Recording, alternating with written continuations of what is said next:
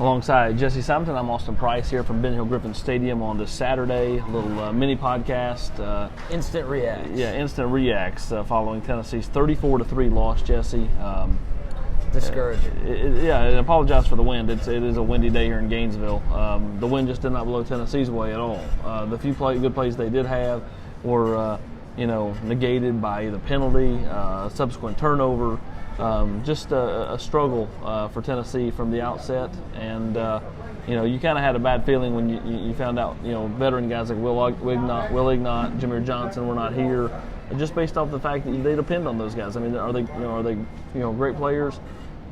Not necessarily, but are they guys that they count on week in, week out? Yeah, and so wasn't a great omen. Yeah, to me it was not a great omen. Once you found out they weren't here, and Tennessee takes one on the chin, dropping to 1-3 in league play. Yeah, and look, I know folks do the drinking game with Hubs is interesting, and they also get pissed at me referring to things that either I have written or I'm going to write.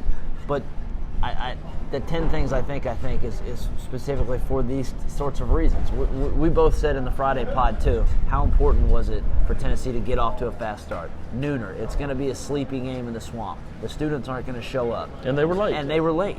And what happened? Tennessee defers, which you guys said, go ahead and kick the football, play defense, and then let Cal Trask just march right down the field, and suddenly you're in a 7-0 hole before you can even blink. And that was just, now Tennessee hasn't scored a touchdown in the first quarter since Jawan Jennings threw that 58-yard pass. Since 2015.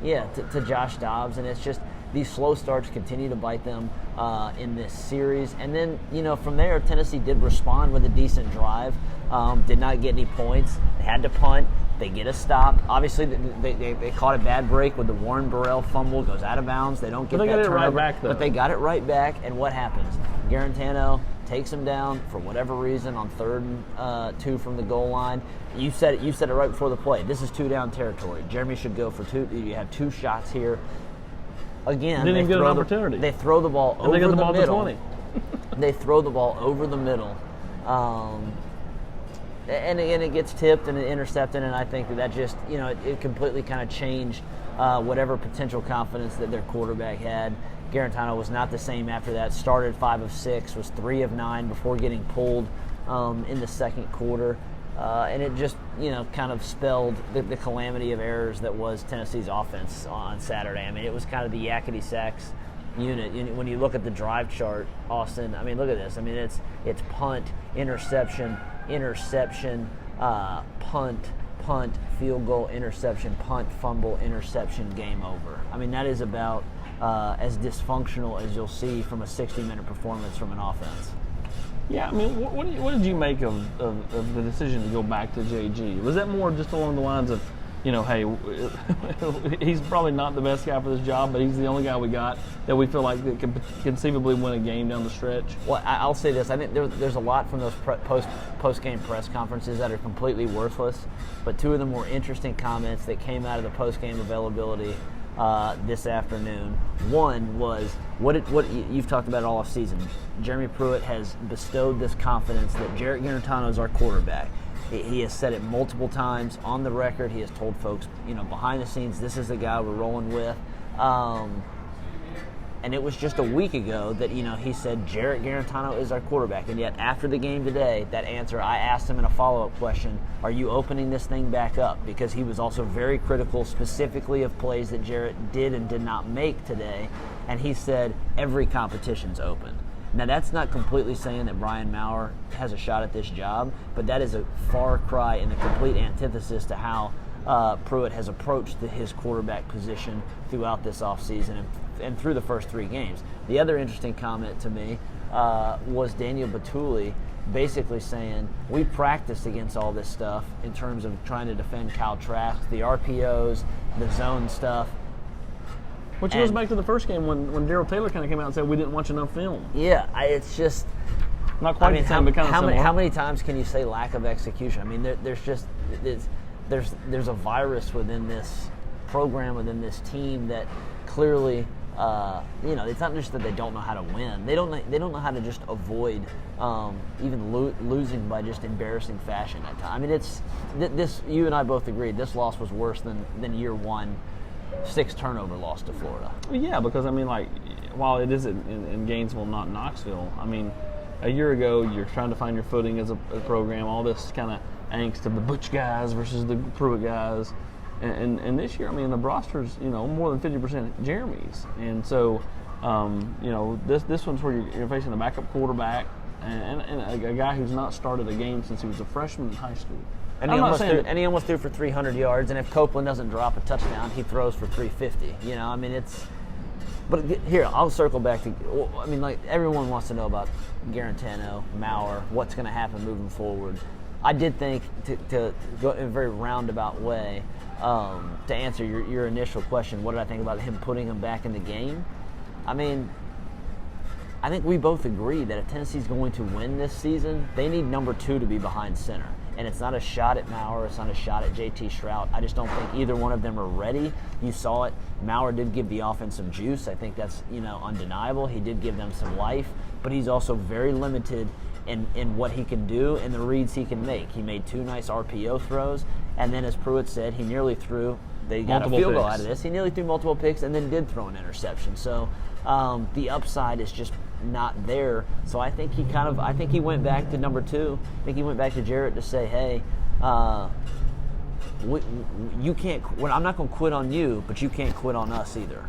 Yeah, and it was kind of. I thought it was interesting. Callaway after the game said, he came over there and it made JG wake up and realize, this can easily be taken away from you, And so when he got the opportunity, he came in. He did make a couple of nice throws when he came back in the game. Not that the offense did a whole lot on the whole day, and he didn't put any points on the board when he was out there. But I thought the play where the Florida fans went bananas on the K-Ron, could have been a hold. And he steps up and throws that strike to Marquez, and then Marquez makes a couple of them miss, and then the end of the quarter happens, and it's back to a struggle bus. And you saw the game plan early from Chaney. I mean, he was looking for different ways to get the playmakers the ball, specifically Jawan Jennings. That was a matchup that we had talked about, written about. That was going to be in Tennessee's favor. That if you found Jawan, whether it was in the slot or even flexing him out and some of the swing pass stuff, that he was going to make some plays there. And yet an inability at times to get Tennessee's playmakers the ball, not just Jawan, but all of these guys. Pruitt said it explicitly. I like the guys that we have on offense, but the quarterback's got to touch it every time, and it's up to the quarterback to get these guys the ball. I mean, that was, again, one of the more blunt statements that we've heard from Jeremy really in the last year plus that he's been talking post-football games. Well, again, you tell me a football team, on the whole that isn't dictated by the trigger man, then that means they've either got one, a phenomenal offensive line, 2, an adequate quarterback, and a great defense. I mean, most of the time, if you're not really good at with your quarterback position, you're going to struggle. And right now, as Pruitt pointed out in the post game, and I thought it was more of a, all right, finally the gloves are going to come off. I'm just going to tell you how I really feel. And he kind of was nice about JG at first, and then pointed out that they've got nothing from that position through 4 games. Yeah. I don't count Chattanooga. Yeah, and he said 3 of the 4, but yeah, I mean, FCS team. Another thing that killed Tennessee today, I agree with Jeremy after the game. He thought the Kayron Calvert, personal foul was a questionable call, but that was hardly the only lack of discipline that Tennessee showed on Saturday. They got penalized 7 times, 75 yards. Several of them were either drive killers or kept Florida drive alive. Way too many penalties offensively, and this offense is bad enough, Austin, that they can't afford to do that. They can't afford to have a negative 2-yard run, much less a 10-yard holding penalty, a personal foul. The delay of game coming out of the second quarter, that was another time where he just said, I mean, Jarrett, what are we doing here? So now they have the bye week, AP.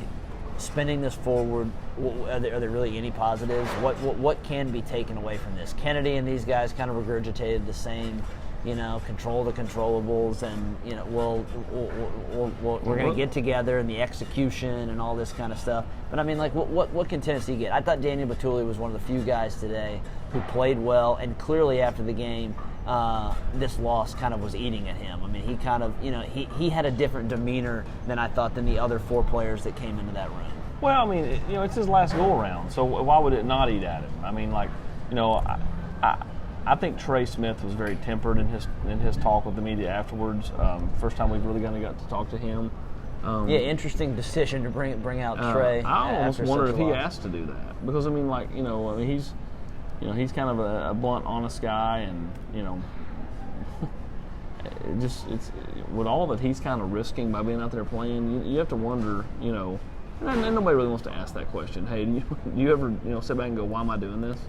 The guy's putting, he really is kind of putting his life on the line with the chances of a blood clot coming back that could do major harm for him. And here they're out there, making mistake after mistake, but he kind of took a lot of the blame on himself. And realistically, is he perfect? No, but should he shoulder that much blame? No. Well, I thought it was interesting. We can, I guess, lastly here look forward to what they can get out of the bye week. But he brought up kind of him needing to be more physical in the run game and kind of some of the run issues. Tennessee really didn't try to run the football at all. Cheney, for whatever they really reason, abandoned it when Maurer came in, which to me is bizarre. That play calling makes no sense. I think he played 19 plays and Tennessee threw the ball or dropped back to throw the ball 14 times. For a true freshman quarterback. For a kid who again has some interesting talent, but is limited in what he can do right now. Last thoughts here as we kind of wrap up this instant reacts. What's the goal of this team this next week? They're going to face a top 5 team coming into Neyland in 2 weeks. Things certainly aren't going to improve on the aggregate in terms of wins and losses in the next 2 weeks. But what does this team need to do? What do they need to find? What is it? Is it find out who's going to be their quarterback? I think their quarterback is Jarrett Garantano, and nobody wants to hear that. But if you're wanting to win any games down the stretch, I just don't think Brian Maurer can get it done. I think not on a play-to-play basis. Yeah, I agree with that. I just think that it would. I think Tennessee would really struggle. Everybody clamored for Will McBride, and then Will McBride got his shot, and he was terrible. He was, and I think Maurer's a better quarterback than Will McBride. And I think at this stage in his career, you're looking at the same type of, results. He's going to make a few catchy plays. He can make a few things that JG probably can't do. I do wonder. I do wonder if they go. I do wonder if they build a weekly package for Maurer, though. I don't disagree with that. I think there might have been one today anyway. Yeah, I do wonder if because you kind of know what you have in Jarrett, you've seen it. Again, his career record against Power 5 schools is not good. So maybe you do, if you consider this a developmental season for so many of these other freshmen, the Toa Toas, the Warren Burrells, the Wanya Morris, Darnell Wrights, those guys. Perhaps you do, kind of give Maurer kind of an extended script in the game plan moving forward. Well, I think that's going to be a wrap for us here on this little Instant Reacts mini pod. We're going to do these post-game, every game moving forward the rest of the season, guys. So check us out. Obviously, you can subscribe a bunch of different places: iTunes, SoundCloud. We're on YouTube. Anywhere you get, anywhere you get, your podcast. So check us out. We'll have full coverage post-game from down in Gainesville, looking at the QB situation, looking at the defense, and obviously we'll have all of our Sunday coverage coming tomorrow. So for Austin Price, I'm Jesse Simonton, VolQuest.com.